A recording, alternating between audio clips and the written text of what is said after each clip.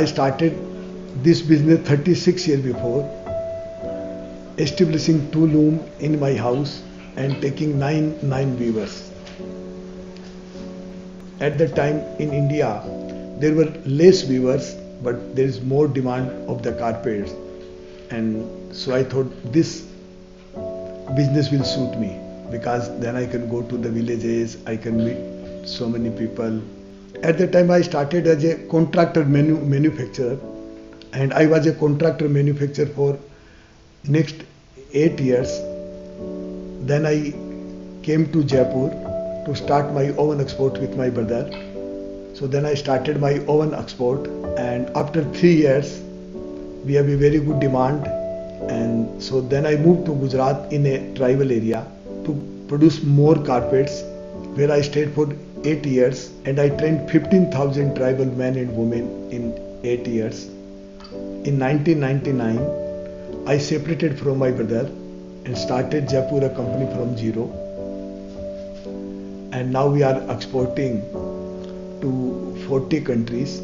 Our main market is USA, and we also have a company in USA which have got the 4,000 customers.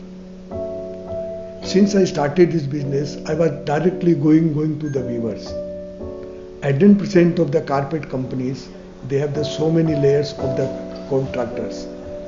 So Jaipur Rugs is the only company which eliminated the middleman, went direct to the weavers, giving them the very fair wages, giving them the health benefit, education benefit, and increasing their capability continuously. So that makes a very big difference in the quality, timely delivery, and which gives so many competitive advantage. He's known as the Gandhi of the carpet industry. And why he's known as the Gandhi of carpet industry is because earlier this industry used to be having a bad name, because they used to work with the contractors, middlemen, and so the weavers' life was really in pain, and they could not get the best of what they they deserve. But Mr. N.K. Chaudhary, the founder, has always his vision that he would always eliminate these layers between the who is producing and who is sending it to the consumers. The Jaipur Rugs group basically have 3 entities. The first entity is Jaipur Rugs Company Private Limited, which is headquartered at Jaipur, and it is the manufacturer and exporter of hand-knotted rugs. And the second company is Jaipur Rugs Incorporated, which is headquartered in Atlanta, Georgia, and that basically takes care of the B2B US market, customers in US market. And the third one is the Jaipur Rugs Foundation, that works for the betterment and the improvement of the lives of the artisans. The core of Jaipur Rugs Foundation is to develop and train the weavers. The more the empowered the weavers are, the more the dignified the weavers are, the best quality of carpets they're going to produce, and the best we can serve our customers. बहुत अच्छा Weaver भी company से जुड़ने के बाद बहुत progress की है, और कंपनी भी जब ऐसे नई जगह काम चालू करना, नए वीवरों को जोड़ना, उनको काम सिखाना, उनमें बहुत ज़्यादा आगे महत्व देती है, वीवरों को सबसे ज़्यादा महत्व दिया है. When I started this business, 2 looms in my own house, the first challenge which I faced from my own family members, my neighbors, because at the time all the weavers were from the untouchable class.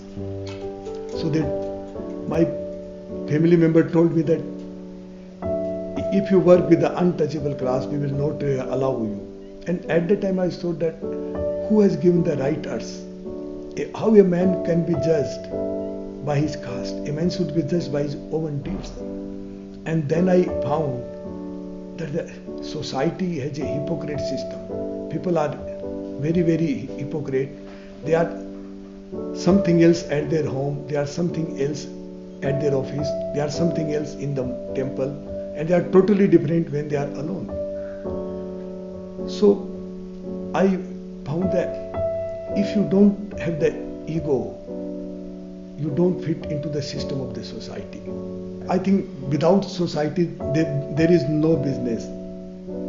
So I always think that society and business is the same, and The business problem is the people's problem. So the more I think about my viewers, the more stronger the business goes.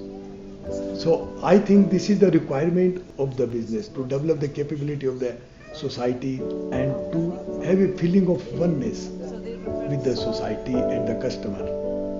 The Jaipur Rugs business model is basically an inclusive business model, and it's even a socio-economic business model which includes the poorest of the poor, and it links them with the richest of the richest. So this inclusiveness is also helping in enhancing the life of the artisans in the most rural corners of India. And if I talk about Jaipur Rugs company, there are like 500 odd people working in the company, and like there's a network of around 40,000 artisans we are working with, and the ecosystem is a very organic ecosystem we work in. So at the head offices and at the branch level, we do the planning and transportation of the raw material to the various discrete villages we are working in. So like in India, we are working in around 6 states and like 600 plus odd villages. I think Jaipur Rugs, the best part is we all are linked with the grassroots. So whenever we start thinking, start up from the viewer's point of view, and definitely we have to go on to the customer level. So we actually think of the bridge between those two. We are always in a learning phase. So when we are in a learning phase, we definitely grow with it. So that's the major reason for Jaipur Rugs to grow. The founder and his team is always in the touch with the grassroots, the actual people who are doing the work for the organization. This is the secret of this organization. Mr. Chaudhary is always in touch, and his team, along with his team, is always in touch with the artisans. He has great passion. Even today, almost 25 to 30% of his time he used to visit to the artisans. And I think I'll say to everyone, you have to be in touch with the people who are really working, who are doing the real work for the organization. That's the core of any social enterprise. Our core is very clear, that our core is the Weaver Connect. So our core is to bring out the beautiful weaver stories from the grassroots to the global platform.